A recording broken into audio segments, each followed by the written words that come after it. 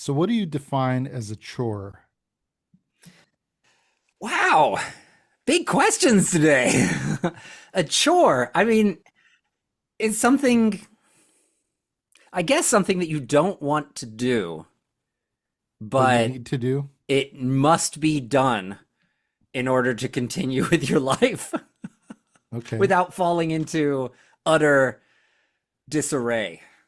I guess that's a Well, chore. sure. So we'll get more into the definition of chores, but first, who are you? I'm Phil Royle. I am one of two, count them one, two, podcast hosts here on the What Car podcast. And I don't know, we've got a blog. We don't use it that much, thewhatcar.com. Probably Um, should use it more. we should. I don't know anymore. I just don't know what we're doing anymore.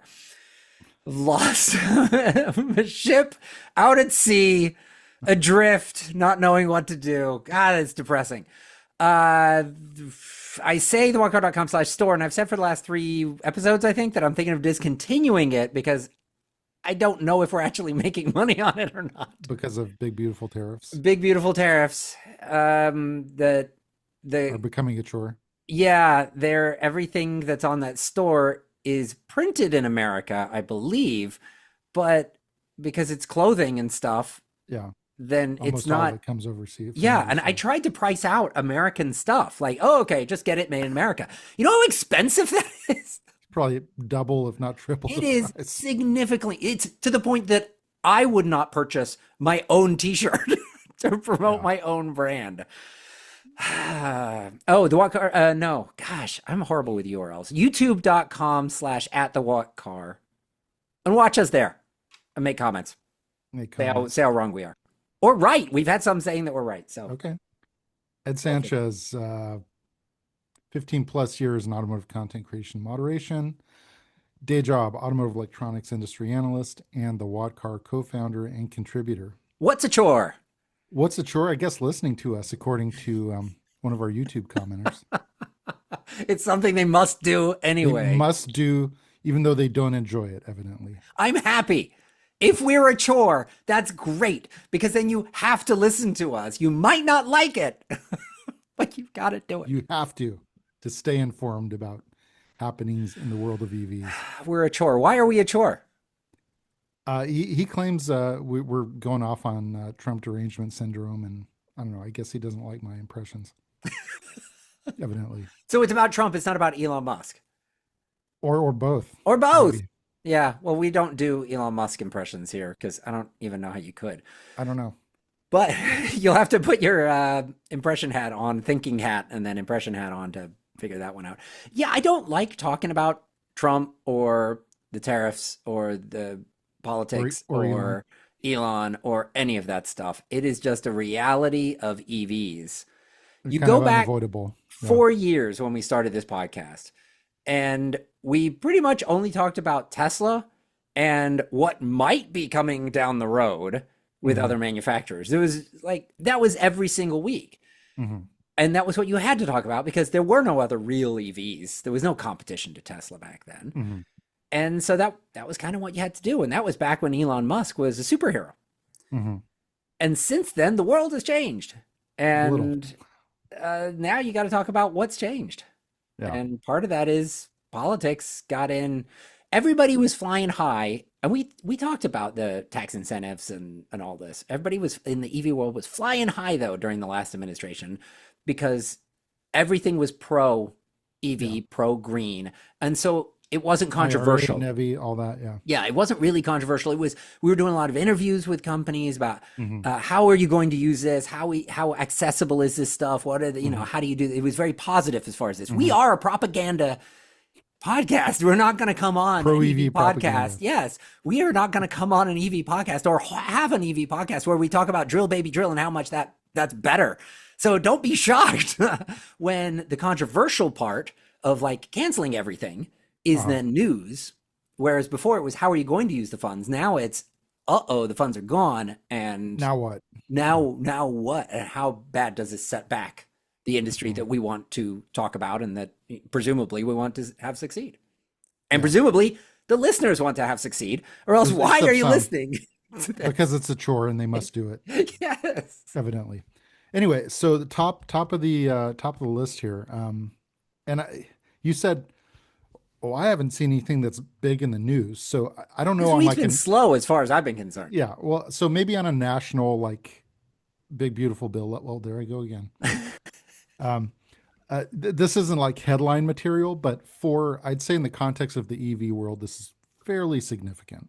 Not necessarily earth shattering, but I mean, I think it's emblematic of some other things going on. But So explain it to me because all right, I missed this. so if you live on the East Coast, you're probably familiar with the New Jersey Turnpike. So this is a toll road that I guess connects like New Jersey and New York and kind of that East Coast corridor. Anyway, so for a while, I guess Tesla had kind of a cluster of superchargers along the turnpike. Um, and so I think 64 individual stalls. So they, I guess the Turnpike Authority, NJTA, I guess it's called, had a contract with Tesla to maintain and operate these. So I guess that's expired, and presumably they've opted not to renew. So some of the details of this are a little like, what's going on here? So New Um, Jersey Turnpike Association had a contract that Tesla Authority, yeah, would. would Uh, maintain the okay. chargers along the turnpike. All right. So so I guess this was not renewed, and I think part of it then is somewhat speculative. But there's this company called Applegreen. First I've heard of them.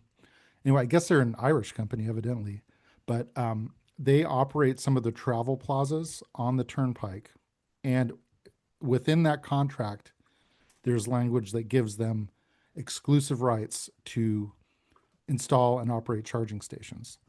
So I guess because of that, they or maybe the Turnpike's authority was their hand was effectively forced by accepting the terms of Applegreen's contract that they had to basically abandon their agreement with Tesla.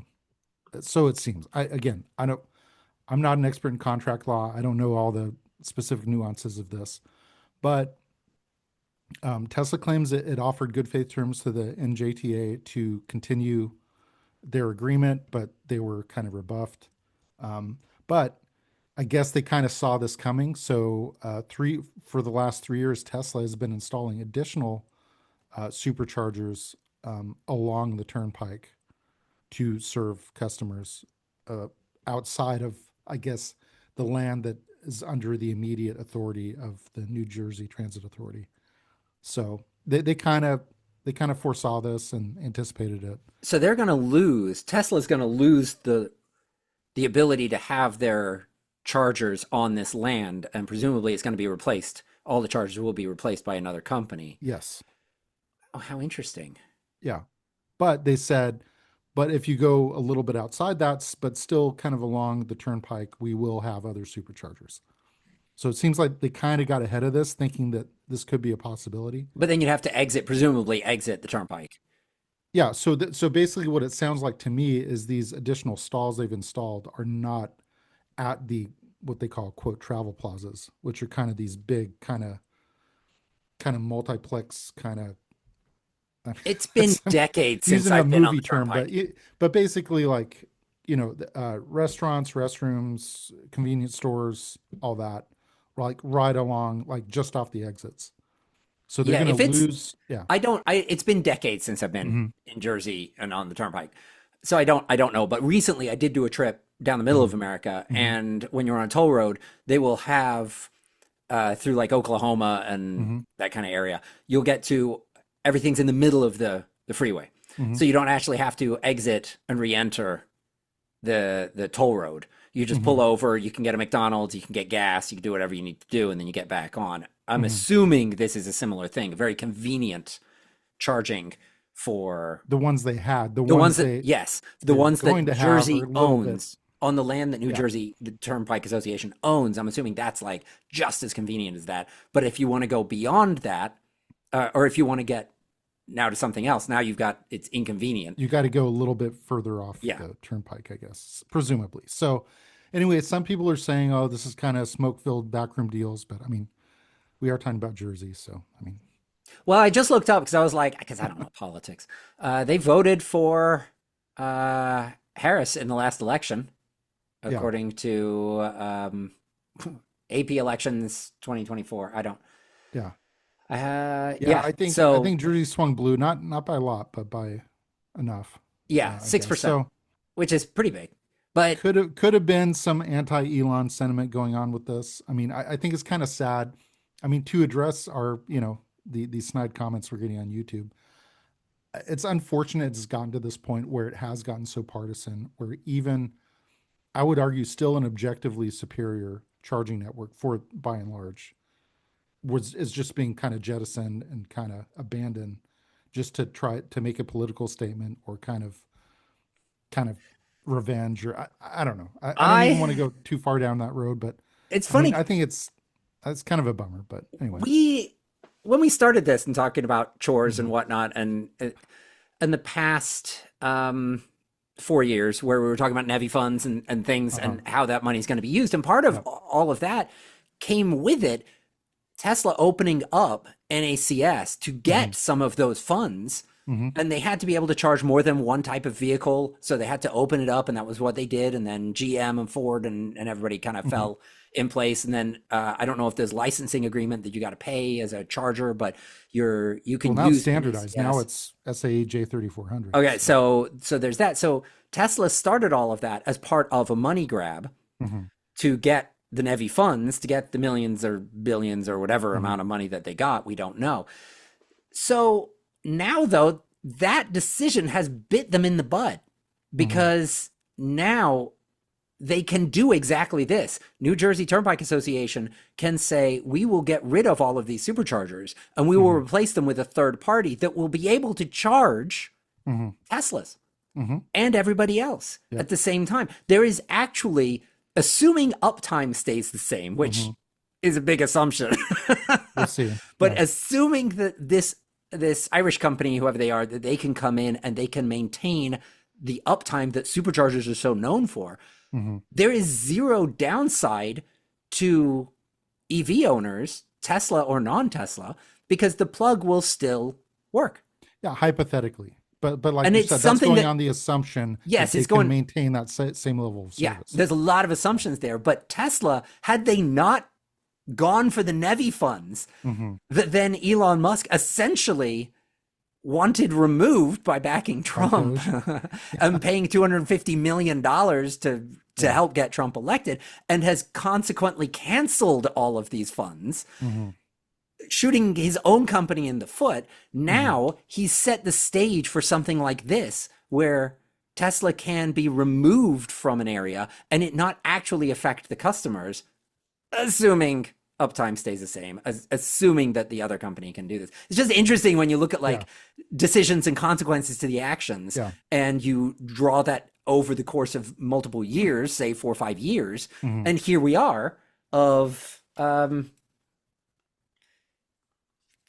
New Jersey doing whatever they want to do. Yeah. Yeah. So, all right. So, are you? I guess we'll see where it ends. Yeah. So who knows how this is going to turn out? But anyway, so that's that. So down the Um, turnpike, are there going to be a whole bunch of honking Waymos? Honking Waymos. No, this is actually in Santa Monica in Southern California. Oh, really? This is down the So, street from me. so if this sounds familiar, this is not the first time this has been an issue. Yeah, so I Um, assumed this was San Francisco again. So this is not the case. no, this is Santa Monica, but it's a similar situation in that. So if you're not familiar with Waymo, Waymo operates basically a fleet of robo taxis, right? And they're expanding their service areas. Initially, it was just like San Francisco, Austin, whatever, and they're rapidly kind of expanding their footprint. Anyway, so one of the complaints, and this was back in August 2024, this was first reported, I guess in kind of a central depot where all these cars go for the night to charge and get cleaned and serviced and whatever. I guess built into their like software program is when they look like they're about to collide with either another vehicle or object, they honk, right? As just kind of a safety precaution. But it was just on by default. There was no like geofence, like okay, like a no honk zone. So there were all these Waymos like going every which way in this basically parking depot at like two and 3 in the morning, honking at each other. And if you've ever been to San Francisco, it's a very tightly packed Yeah. urban area. So there's not like residential areas and commercial areas. It's just everything's kind of crammed together. So people trying to get good night's sleep and all these cars honking at each other. And I guess they filed a complaint. I don't know what ultimately was done about it, but this started happening again in Santa Monica and residents are complaining. But so again, I'm not an engineer, I'm not an autonomous vehicle expert, but I do know enough about technology, about something called geofencing. So I don't see why they couldn't, when the cars are basically off the streets in this like designated parking area, just turn off the horns. So I mean, if you've seen a Waymo, they've got like probably like 20 different sensors on them. They got like lidar, radar, ultrasonic cameras. I mean, so in terms of like spatial awareness, I mean, they should know what's going on around them. So I would just say, you know what? While they're in this parking area that's off public streets, just turn off the horns. What happened to the idea of, remember when they were talking about autonomous vehicles Hmm. and it was kind of a concept, and Hmm. one of the ideas was that the autonomous vehicles, if everything was autonomous in that Hmm. area, Hmm. they could all talk to each other, so it would actually be Hmm. safer. The wild card is human beings. Hmm. We are the wild card. Hmm. We You can't anticipate what we're going to do when you're Hmm. on the street. But if Hmm. you've got autonomous vehicles, they're all autonomous in that area. They come up to a Hmm. stop sign. The stop sign could talk to them. The yield sign could Hmm. talk to them. Traffic Hmm. lights could. Hmm. The other cars could. And then they could. You've got four cars come to a stop sign at the exact Hmm. same time. They can decide Hmm. instantaneously as to who goes first. Who goes? Yeah. Right now, Hmm. we've got to, if we all got there at the same time, everybody's like frozen, and yeah, it's chaos and mass Hmm. hysteria if four people Dogs arrive and at a cats stop living sign. together. It's awful. So they, that reference came up over the weekend too. Anyway, So what happened with that? Because this is presumably a parking lot only with Waymos, and they yeah, can't talk to each other. You would think that they'd be able to see with the radar and the lidar and the this and the cameras. Yeah, that, that they would be able to see that the yeah. car I, that I they're would think so honking is a too. Waymo So car, even if it this wasn't seems geofence, which I think your answer is spectacular. But I'm saying, why can't they just see that the other car's a Waymo and you don't honk and well. you I mean, I communicate? understand. I understand on public streets why would you would still want the horn, like for pedestrians or like whatever. But on an off-street lot, I don't see why they couldn't just add a line of code that said while in these geographic parameters, and they can clearly identify that like what are the parking lot coordinates. Say when you're operating in this area, do not honk. That seems like a developer or coder could do that in like 10 minutes. What this shows is that, not to bash Elon Musk, but his pipe dream, Uh-huh. not to show you where I'm going with this, Oh boy. of his autonomous fleet being in Austin in a matter of days or whatever it was Hmm. at this point, Hmm. because he said like it's coming up quick. Yeah. It's not going to happen. And if it does happen, it's not going to be as fluid and as Seamless and perfect. seamless Yeah. as he would have you believe and as Hmm. the Tesla stands would have you believe. When Waymo, which this is what they do, specifically Hmm. this is it. This is Yeah. all they do. And they can't Yeah. even get their cars to drive around a parking lot without getting in trouble. Yeah. So anyway, Waymo, if you're listening, if you have any comment on this, Advertise. Oh, it's advertise. not Well, we're not walkcar.com quite slash there yet. advertise. We're not quite there yet. Buy a Anyway, t-shirt, Waymo. yeah. No, but if seriously, if you have a comment on this, on why this hasn't happened yet, or why this is still an issue, I'm genuinely curious why this isn't like a solved issue already. This, I I mean, could see them not solving this issue beforehand because they could be like, they just don't think of it. yeah, But the second it happens, it should be 5 minutes yeah, and it's solved. Like yeah, it should not be, it should be one call to the police by a neighbor and somebody at Waymo's like, uh-oh, click a button, yeah, geofenced. yeah. So anyway, if you'd like to come on and kind of explain it to us like we're five, I mean, feel free. Yeah, Anyway, hello at the walkcar.com. There you go. I finally remember the email address, which nobody else used, just Waymo. yeah. All right. So anyway, moving on from the honking Waymos. From So unintended uh, things to other unintended things. other unintended things. So we're old enough. I mean, we were, well before driving age when this was the thing. But the whole Audi unintended acceleration thing in Oh the yeah, 80s, yeah. I which mean, we've talked about more than I once. was But very young, I think, yeah, when all of this happened, but I but was aware of it. yeah. So this has popped up again, but this time it's a Dodge. Huh? So yeah, and I guess this happened when I think this is when Edmunds had a Charger Daytona they were testing, and it happened to them. Really? And I think they recorded a video of it. So Yikes! now, to be clear, it's not like runaway, like crazy, like full throttle. I mean, it's just kind of a gradual kind of creep.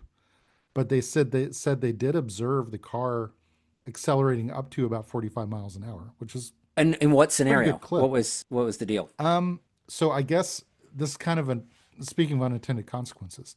I guess the car went into like a limp home mode, but usually most EVs have like well, almost all of them have regenerative braking. So a lot of times the default is when you let off the throttle, they'll either come to a complete stop or slow down to just like 3 to 5 miles an hour. That's what mine does. But that's a specific setting. I could have it come to a complete stop, but I prefer kind of I guess in a way, it kind of emulates like a traditional automatic where Hmm. at low speeds, it just kind of creeps and you just, put your foot on the brake to stop it. So it went into limp home mode, but it still like wanted to move. It didn't like stop, It was gonna limp home whether you wanted to or not. whether you like it or not. Yeah. But limp home, I'd say more like, I don't know what you describe 45 miles an hour in the context of cars. Skip home, Yeah, it's like a canter or a. canter home, canter home mode. Anyway, so I don't know. So it'll be interesting to see what happens with this. That seems like an oopsie Yeah, on but I mean, Dodge's part. conversely, though, this is also something that conceivably could be updated over the air. It seems like Yeah, a software code oversight where they basically programmed a certain or didn't program a certain or didn't account for a certain scenario and put it in there. And I guess there's a little like loophole in the software. They're like, "Oops, do you need we to close that." know, do Stellantis vehicles do over-the-air updates? Because remember, everybody was like, "Oh yeah, we'll do. It'll be like Yeah. Volkswagen. It'll do a up over the air." And then like, Well, eh, not really. It's well, like and then Tesla's the only one that seems to have nailed that. I don't even know. Cause I assume Lucid and Rivian can do it. yeah, Uh, yeah, for the most part. And what's funny is a lot of the OEMs said they would, but yeah. then they say bring it into the dealer. Yes. So it's like, okay, can you or can't you? Yeah, It's like like, some of the things needed to go to a dealer that you would think would be fixable via OTAs. yeah. And so I'm So, curious, maybe this one requires them to go to a dealer. And I could see that being to a point. And it's interesting with Volkswagen because initially, mhm, remember, Volkswagen did that and then you had to take it in anyway. yeah. And we're like, that doesn't make any sense. Well, now you've got all of the Volkswagen dealers or the Volkswagen Dealer Association or whatever it is, Hmm. the Hmm. Volkswagen one, suing Volkswagen Hmm. over Scout and how they're going to sell the vehicles. And Hmm. so it's shown how powerful just the Volkswagen dealers can be. And it makes you wonder if Hmm. Volkswagen can actually do all the over the air updates. But it was actually the dealer association had sent a threatening letter or something. I'm just drawing connections here. No, I can tell you having working in the automotive, like connected car space is for my day job. There was a lot of when even just the whole idea of over the air updates was kind of first kind of like on the scene, which I would say conceptually it became a big part of the narrative, I'd say around 2018, 2019. I mean, by that time, Tesla had been doing it for 6 years already. Yeah. But anyway, um, yeah, the dealers did push back quite a bit on this because they saw it. Because the way franchise dealerships work is even for like warranty work, they bill the OEM, they bill the manufacturer. So the dealer will do the work and submit a bill to Volkswagen, to Stellantis, to whoever, and the company reimburses them for that work. So what they were looking at is potentially these software updates coming directly to the car over the air, and the customer in some cases maybe not even aware of it, and they're cut out of the loop completely. So yeah, there was initially a lot of pushback about OTA updates, and I think there's still still maybe. So Yeah, it hadn't even occurred to me with anyway, Volkswagen before we were just talking about it then that OTA thing that I was blaming on Volkswagen might yeah. actually be a dealer association Yep. issue. God, So anyway, I we'll hate see. unintended consequences to things. So we'll see how this all fleshes out. I'm sure there's going to be an update on this and possibly some kind of comment or statement from Stellantis. But anyway, Well, hopefully that doesn't run out of control like it did with the Audi. And yeah. Whatever. remember, this happened with Toyota too, with the Prius. Was the Priest or the Camry? No, it was the Prius because Oh, when it happened, I was like, does Prius have enough power to make this an issue? One of the things happened like in Orange County, oh, um, really? California, not Florida, for Yeah. people listening. Yeah, there was like a cop who was in the car. There was something. It was, Hmm. but it was with the Prius. Anyway, Yeah. all right. So that nearly put when that happened to Audi, unintended Hmm. acceleration. That nearly put them out of business. Like they kind of Almost. they pulled out of a lot of motorsports. They pulled out of America, I believe, for them by and large. It was really detrimental to them, and They were able to come back. they came back. VinFast, Eh, we'll see. are they not having an unintended acceleration problem? The acceleration problem that they had during the initial reviews, I don't know if they ever fixed it, was motion sickness. With the suspension was so From the poor. choppy suspension. Yeah, that all the reports were about this motion sickness, which I don't 100% believe. I think one person complained about it. It sounded a lot like all these journalists went to a long lead driving this car, and one person was like, Mhm. "Oh, I feel ill," and then all of a sudden everybody's just spouting the The thing because menosphere just like blah, blah, blah, yeah, blah. they all just picked it up because they were all at Yeah. the same long lead. That's what I think. That was my Yeah. theory. So VinFast closing half of its stores in Canada. Yeah. So they didn't have So a they're lot down to to start one. with. They had 10 to start. I guess Okay. they're going to close 5 of them. I guess a lot of them are in shopping malls, like the early Tesla. Yep. Tesla had a lot of shopping mall centers at first. Now I think they've kind of moved away from that a little bit. But Yeah, that was the one I've been to, not in Canada. I was in Santa Monica, of all places, yeah, the home of honking Waymos. yeah, That was the VinFast store I went into, and it was a very pleasant experience. I quite yeah, liked it. It was no pressure environment. yeah. The guy was super cool. Hmm. He didn't, he knew a lot of information, but I think Not a lot of some of that, specifics. not a lot of specifics, and some of the information was wrong. Not wrong to the point of being detrimental and just outright lies, just like Hmm. Hmm. I knew a little bit more than he did, Yeah. and he Well, just kind of missed it a little. But that's not atypical. yeah, by and large, I think it was Yeah, fine what he was doing, and the experience was great. I yeah, quite liked it. yeah. So Uh, anyway, this is Canada no more. this is quite a step back from their original plan. So the original plan, I guess, was 35 stores across Canada. So this is like what, 1/7 of that? I'm not a math major, but a lot less. Yeah, I'm just Googling now how many VinFast stores are there in America. And let's see. Google AI says as of April 2024, VinFast has 18 dealerships across 7 states. Okay.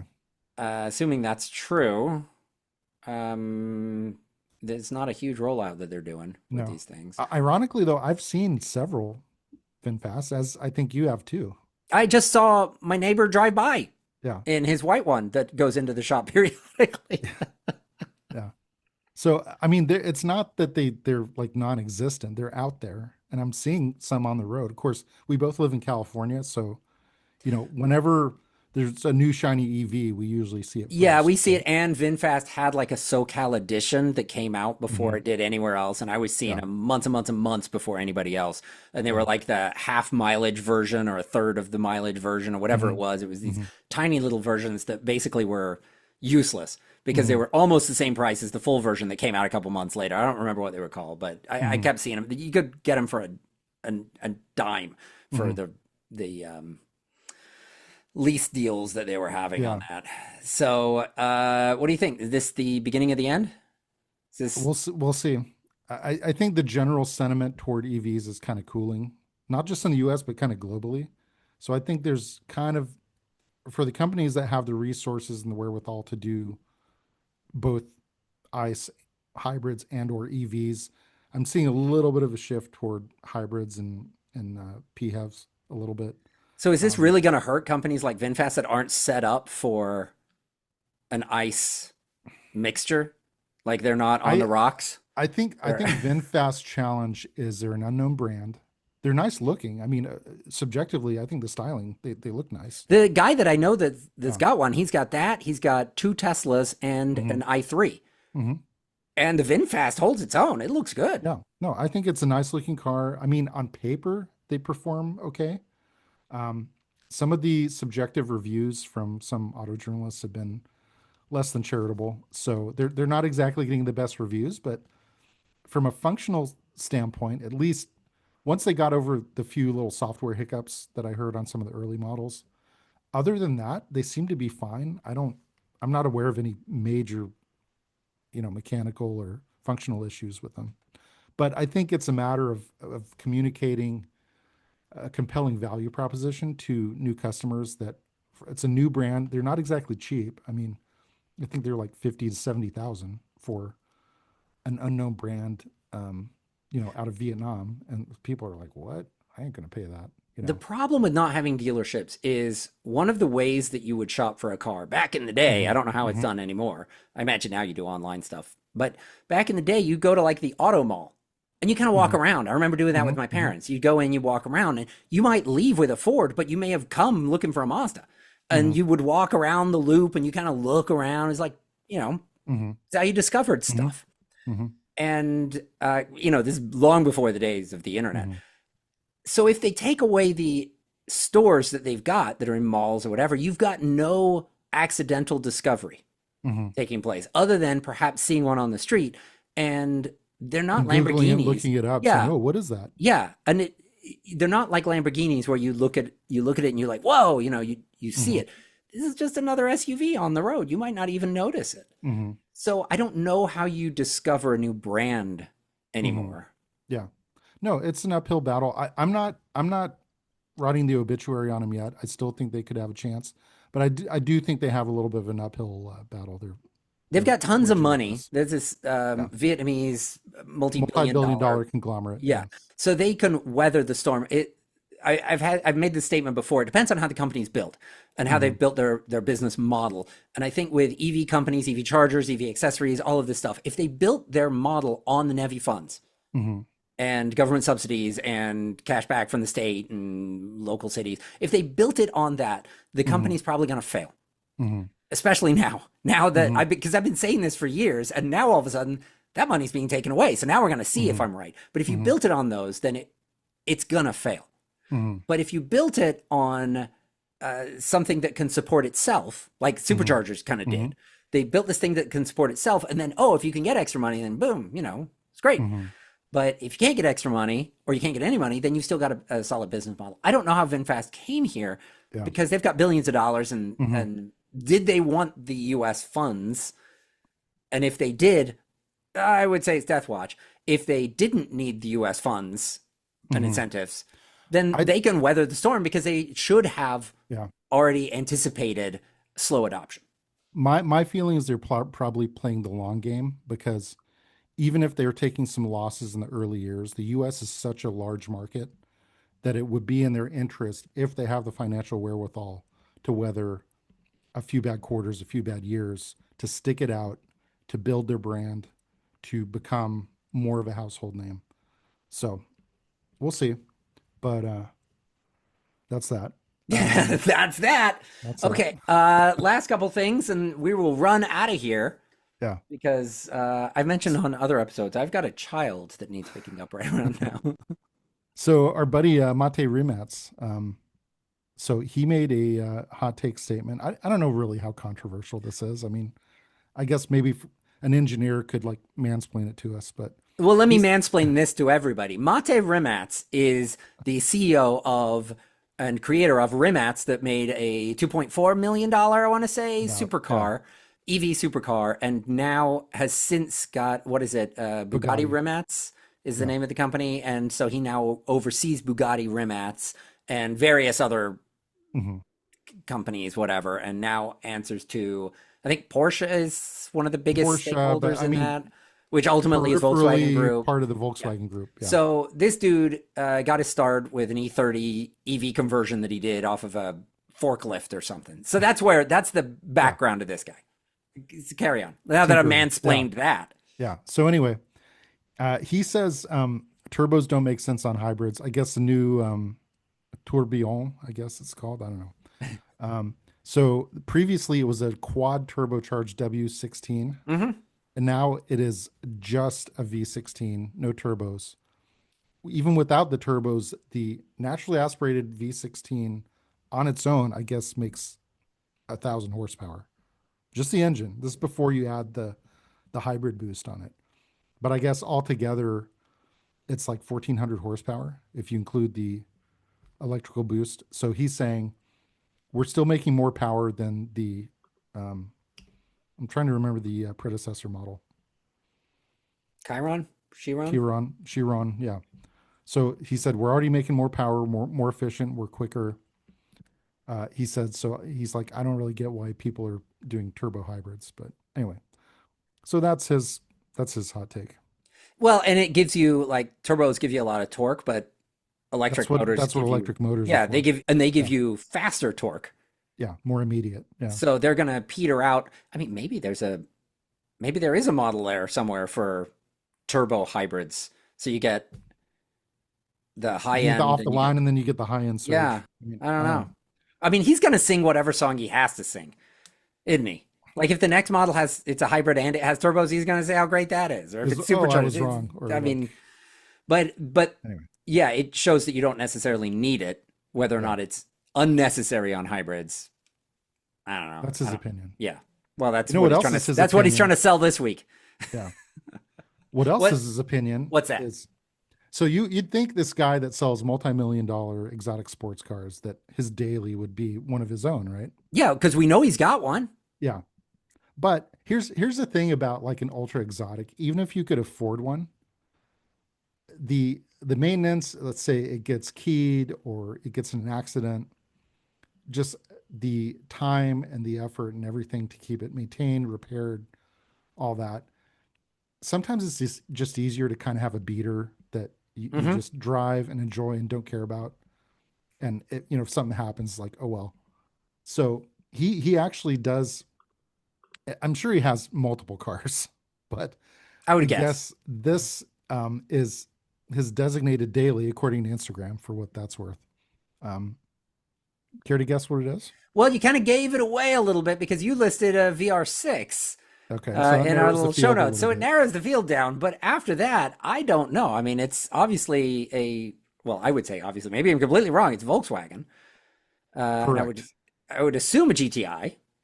Close. Okay, so It's what a is it? variant of the GTI, if you will. So then it's probably like the R32. Correct. But Okay. what generation? Oh, I don't know. I I was in that industry a long time ago. It To was me, a everything by the time you got to the past the Mark V, I don't know any of it. I have no yeah. idea what they're on now. Yeah, it's I believe based on the pictures in the video, it looks like a Mark V Okay. R32. Um, In so fact, that was the first generation of that, wasn't it? no, there was a Mark IV Was there a R32. Mark IV? I don't remember which one Yes. it was that I tested. It was Mark IV There or Mark V. I don't there know. was a Mark IV R32. I think there was a Mark VI. And then So I think he's slumming it in an old used Volkswagen? mhm. Wow.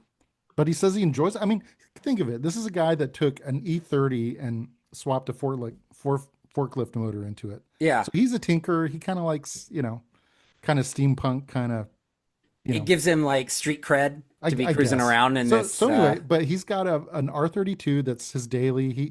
He says he likes to wail on it and drive it aggressively. I'm assuming around Belgrade or anyway. He says he likes the sound of the VR6.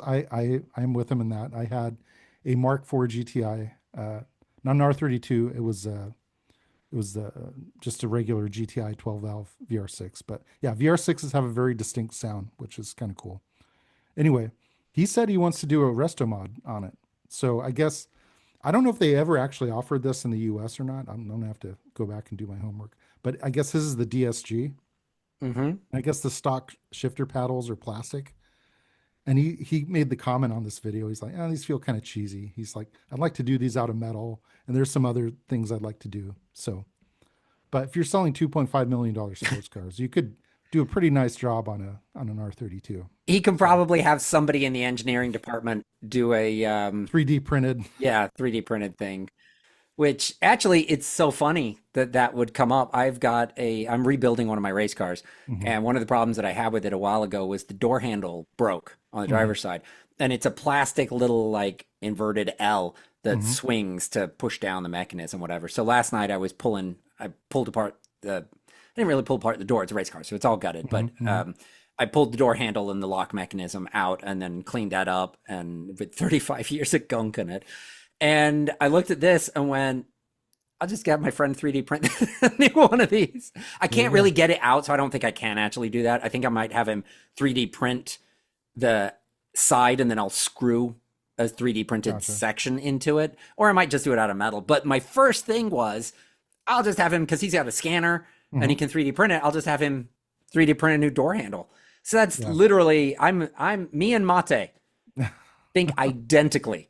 Yeah. So We're if one he and the ever does same. a resto mod on his R32, I think it would be pretty badass. But Yeah, yeah. how sad. That car still seems new to me. And yet I'm only like Have 25. you How seen could this those possibly memes be? where it's like the 80s or the 90s in my mind, the 90s in reality? Where it's like you think, oh, that was just yesterday. No, that was 30 years ago. There was a news article that popped up in my Facebook feed, and it was some local news Uh-huh. channel, local affiliate, whatever. And it was some 80-some-year-old driver pulled out in his Camaro, got hit Uh-huh. by a truck, and it was reporting on that. Hmm. And it was listed as 84-year-old, whatever, Hmm. driving classic Camaro. It was a Hmm. 1994 Camaro. And that's classic now. They listed it as classic, I guess and I all guess the anything old. comments were like, checked the calendar, saw this was 30 years ago, whatever, grabbed my walker.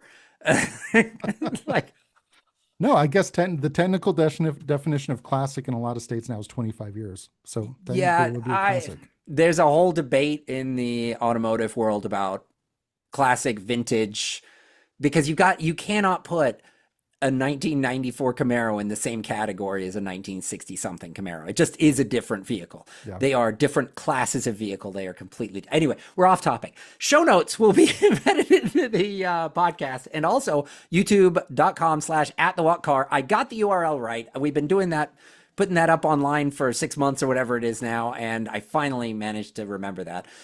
So do your chores and listen to us. Dude, yeah, it's a big chore. Listen to us. Well, you've already done the chore. So now buy a t-shirt, thewhatcar.com/store, or don't, because it might be costing us money. I don't remember.